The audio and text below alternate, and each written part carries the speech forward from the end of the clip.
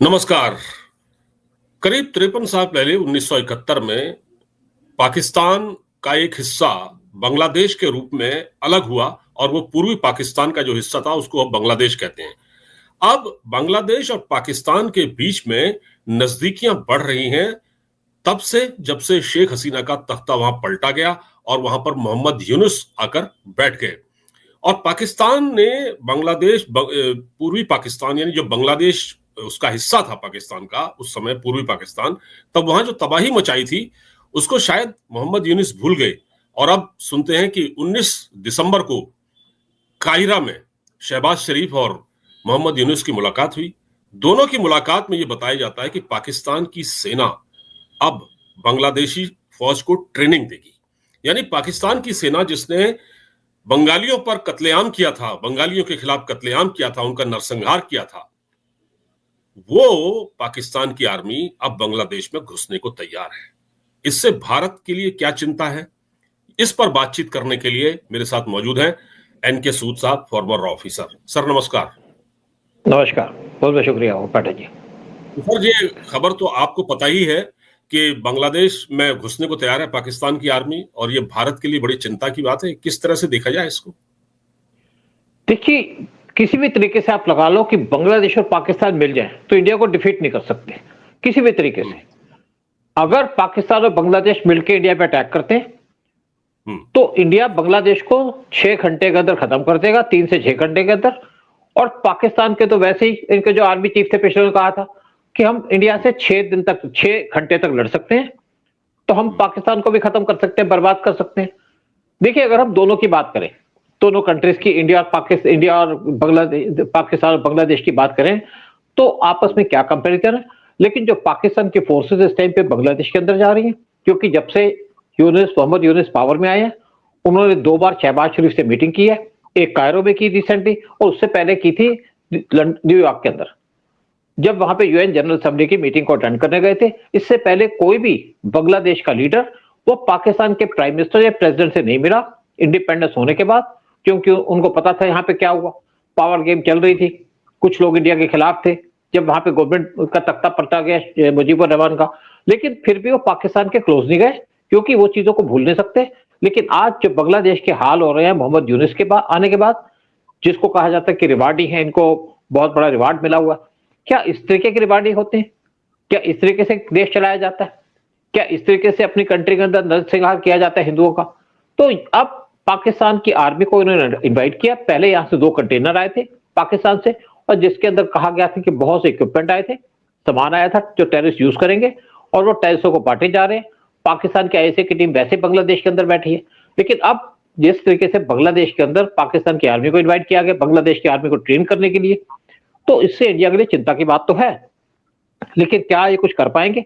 मैं आपको थोड़ा सा कंपैरिजन बता दूं कि बांग्लादेश और पाकिस्तान और इंडिया की क्या पोजीशन है। इंडिया को जो रेमिटेंस मिली इस साल 2024 में, जो एक्सपेक्टेड है वो है $129 बिलियन की। और पाकिस्तान का टोटल बजट कितना है एक साल का? पाकिस्तान का जो टोटल बजट है वो है $67 बिलियन का, और बांग्लादेश के एक साल का बजट है वो है $68 बिलियन का। यानी कि जो हमको एक साल में रेमिटेंस मिलती है उसको अगर कंपेरिजन किया जाए दोनों कंट्री के बजट से तो वो बराबर पड़ते हैं। मैं सिर्फ अपने रेमिटेंस की बात कर रहा हूं और उनके बजट की बात कर रहा हूं। और दूसरी तरफ पाकिस्तान के डिफेंस का बजट क्या है? वो है $10 बिलियन, और बांग्लादेश की जो डिफेंस फोर्सेज है उनका बजट है $5 बिलियन। और इंडिया के डिफेंस फोर्सेज का बजट कितना है? $75 बिलियन। और हर एक साल अगले 10 साल के लिए इंडिया $20 बिलियन पर साल खरीदेगा, पर साल खर्च करेगा अपनी डिफेंस फोर्सेज की मॉडर्नाइजेशन के ऊपर, जहां पे 25 सबमरीन बनाई जाएगी इंक्लूडिंग न्यूक्लियर सबमरीन। और हम यहाँ पे 60 के करीब हमारे वारशिप बन रहे हैं। 60 में हमारे और भी इक्विपमेंट तैयार किए जा रहे हैं, गन्स दिए जा रहे हैं, लेटेस्ट गन्स हमारे पास आ रही हैं। तो सारा का सारा डेवलपमेंट का काम किया जा रहा है और पूरा वर्ल्ड इंडिया की तरफ देख रहा है कि इंडिया के जो डिफेंस की मार्केट है उसको कैप्चर करने के लिए, यहाँ पे वारशिप बनाने के लिए, सबमरीन बनाने के लिए, एयरक्राफ्ट बनाने के लिए हम 5th जनरेशन के एयरक्राफ्ट भी ले रहे हैं। जैसे हमारा 114 फाइटर जेट्स लेने हमने MRFA प्रोग्राम के अंदर, और साथ में हमारे को 6th जनरेशन की ऑफर भी आई है ब्रिटेन और इटली की तरफ से। रशिया हमको सुकोई 75 फाइटर जेट देने वाला है, क्योंकि हमारे पास पैसा भी है और हमको मॉडर्नाइज भी करना है, आपको अपने आप को तैयार भी करना है। और दूसरी तरफ पाकिस्तान वैसे भी बर्बाद हो चुका है, पैसे उसके पास है नहीं। इवन वर्ल्ड बैंक ने पाकिस्तान को $500 मिलियन दिए थे, वो भी उन्होंने रोक लिए। और बांग्लादेश के ऊपर भी बहुत जल्दी सैंक्शन लगने वाली है, क्योंकि इनसे गवर्नमेंट तो चल रही, वहां पे खाने पीने की चीजें नहीं है। देखिए इस टाइम पे पाकिस्तान का क्या है, इंडिया से लड़ाई कर रहा है, इंडिया को घेरने की कोशिश कर रहा है बांग्लादेश को मिलकर के, एक तरफ बांग्लादेश एक तरफ पाकिस्तान। और दूसरे पाकिस्तान के ऊपर क्या है, वहां पे तालिबान ने पाकिस्तान पे अटैक कर दिया है और ड्यूरेंट लाइन पे कंट्रोल करने जा रहे हैं। और दूसरी तरफ इंडियन ने भी अपनी फोर्सेस को ज्यादातर डिप्लॉय कर दिया अपने बॉर्डर पे पाकिस्तान के खिलाफ। और दूसरी तरफ बांग्लादेश ने 6 बरकरार ड्रोन लगा दिए अपने बॉर्डर पे इंडिया को धमकाने के लिए। इंडिया ने 200 अपने फाइटर जेट को तैयार रखा है हाशिमारा और बाकी जगह पे जो उनकी बेसिस है एयर की, वहां पे तैयार करके रखा है कि अगर बांग्लादेश कोई हरकत करे तो उसको जवाब दे दिया जाए। दूसरी तरफ आप अराकान आर्मी, उन्होंने भी बांग्लादेश के बॉर्डर उस पर पूरा कंट्रोल कर लिया और कुछ एरिया जो बांग्लादेश के थे उसको ले लिया। बांग्लादेश के साथ इंडिया का जो बॉर्डर लगता है वो लगता है 4097 किलोमीटर का, और म्यांमार के साथ बॉर्डर लगता है उनका 271 किलोमीटर का। यानी कि 2 कंट्री के साथ बॉर्डर लगते हैं, वहां भी इनका डिस्प्यूट है। और तीसरा सी की तरफ है, सी के रास्ते बंद किए जा रहे हैं इनके। इंडिया की 2 सबमरीन खड़ी है बांग्लादेश के वाटर के पास, और साथ में हमारे 3 वारशिप्स खड़े हैं। अगर ये वारशिप और सबमरीन आ जाए तो पाकिस्तान जो बांग्लादेश को वैसे ही बर्बाद कर देंगे, क्योंकि बांग्लादेश की कोई नेवी की स्ट्रेंथ भी नहीं है, कोई है भी नहीं। और दूसरी तरफ अगर बात करें एयरफोर्स की, तो बांग्लादेश के पास है 50 एयरक्राफ्ट जो पुराने हैं, पाकिस्तान के पास 400 एयरक्राफ्ट है, लेकिन इंडिया के पास 500 एयरक्राफ्ट है जो एडवांस भी है, और इंडिया के पास डिफेंस सिस्टम्स भी हैं। तो ये किसी तरीके से इंडिया को डिफीट नहीं कर सकते। लेकिन सिर्फ इनका प्रॉब्लम क्या है कि इंडिया के अंदर टेररिस्ट एक्टिविटी करना चाहते हैं, जिसकी इंडिया को चिंता है, लेकिन इंडिया कोई एक्शन नहीं ले रहा, क्योंकि इंडिया सिर्फ वेट कर रहा है कि एक टेररिस्ट एक्टिविटी तो करें जैसे पाकिस्तान ने पुलवामा में की थी, और तब इनको सबक सिखाया जाएगा। आर्मी के, पाकिस्तान की आर्मी से आने की तो चिंता है इनको, लेकिन पाकिस्तान ये रियलाइज नहीं कर रहा कि उनके बॉर्डर के ऊपर इस टाइम पे तालिबान खड़ी है, और पाकिस्तान को बहुत तरीके से जब भी चाहे तो तालिबान पाकिस्तान का जो लैंड है वो कब्जा कर सकती है। जब भी तालिबान पाकिस्तान पे और ज्यादा ऑफेंसिव एक्शन लेगी तो पाकिस्तान टूट जाएगा।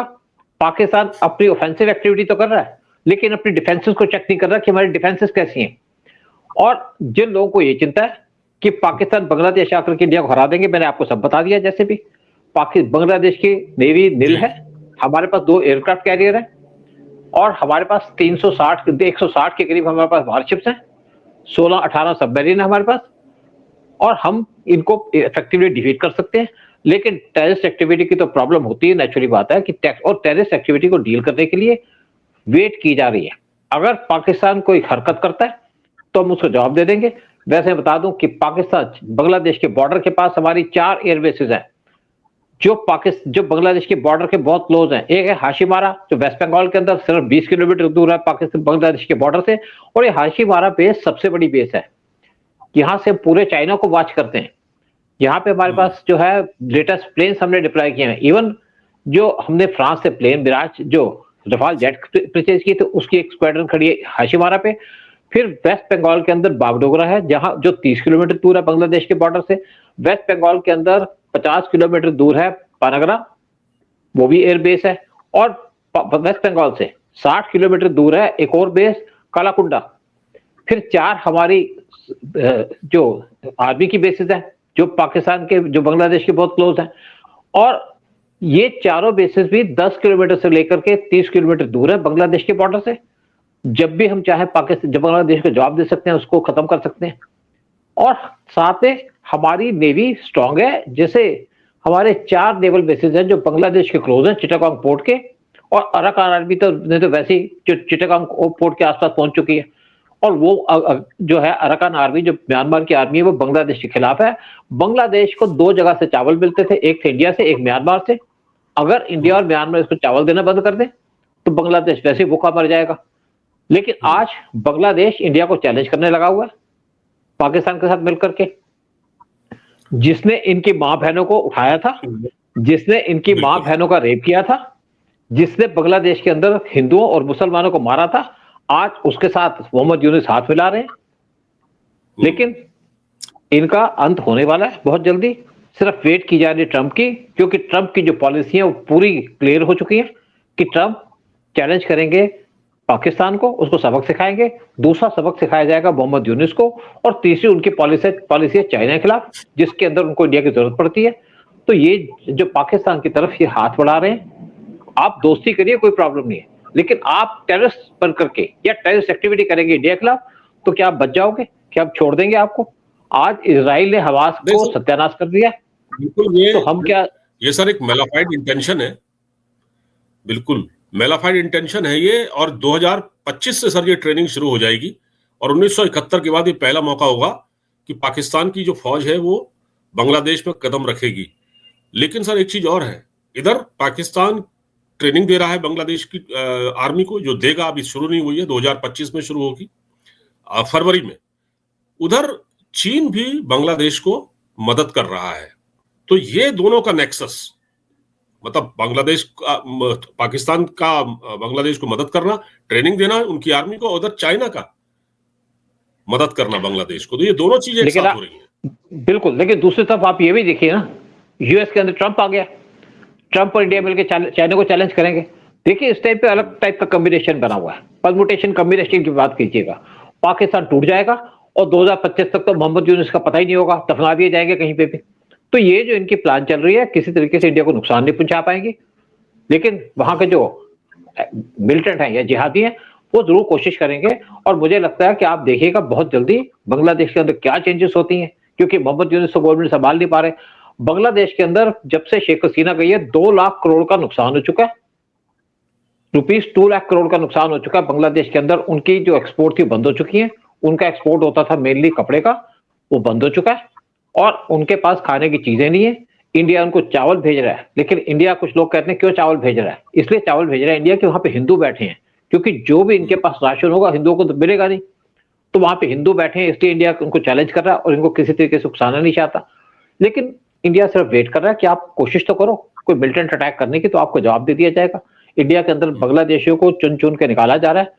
दिल्ली के अंदर 11 बांग्लादेशी उनको निकाल दिया गया, फिर उसके बाद 8 बांग्लादेशी उनको डिपोर्ट कर दिया गया। इसी तरीके से असम से बांग्लादेशियों को भगाया जा रहा है, इसी तरीके से बाकी इंडिया के जो पार्ट्स है वहां से बांग्लादेशियों को भगाया जा रहा है। तो इसके साथ साथ जो बांग्लादेशी बैठे हैं उनमें हड़कंप मच गया, और दिल्ली से ये कहा जाता है दिल्ली के अंदर 2000 से ज्यादा बांग्लादेशी जो थे वो तो भाग गए हैं, क्योंकि यहाँ पे धरपकड़ चल रही है। और ये सारे के सारे जो थे वो केजरीवाल के सपोर्टर थे, केजरीवाल को यहाँ बसाया था, लेकिन केजरीवाल के ऊपर केस भी चलने की बातचीत की जा रही है। जिस तरीके से केजरीवाल ने दिल्ली के अंदर रोहिंग्या और बांग्लादेशियों को बसाया था, उस पर केस भी करने की बात की जा रही है। लेकिन पाकिस्तान हमारे को प्रॉब्लम तो क्रिएट कर सकता है, लेकिन कब तक? पाकिस्तान तो हर वो काम करेगा जिससे भारत को प्रॉब्लम हो। पिछले 75 सालों से तो यही कर रहा है, वो कोई मौका ही नहीं मौका ढूंढना चाहता कोई भी। लेकिन अगर यही पाकिस्तान काम करे अपने देश की डेवलपमेंट के ऊपर, वहां ध्यान दे।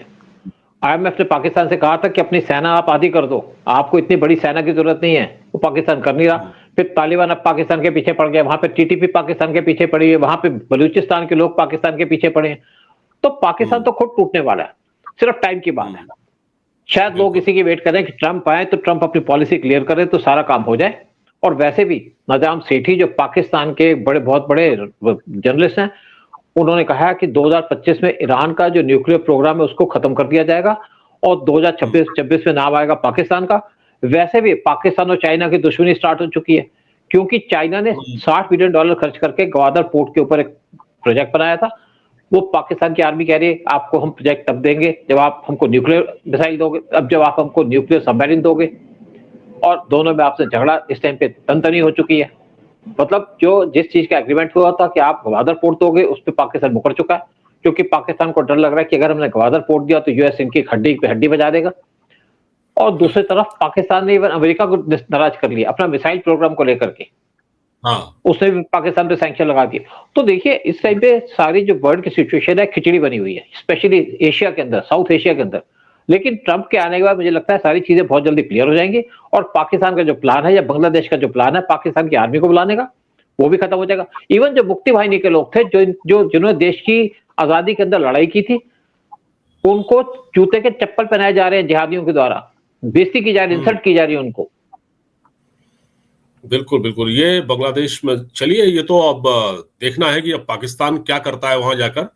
लेकिन सर एक चीज और है कि जो अभी अफगानिस्तान में जो पाकिस्तान ने एयर स्ट्राइक की है, जो रिहायशी इलाकों में जो 45 बेकसूर लोग वहां मारे गए, तो ये बताया जाता है कि पाकिस्तान ने चाइना को खुश करने के लिए ऐसा किया है, क्योंकि चाइना इस समय नाराज है।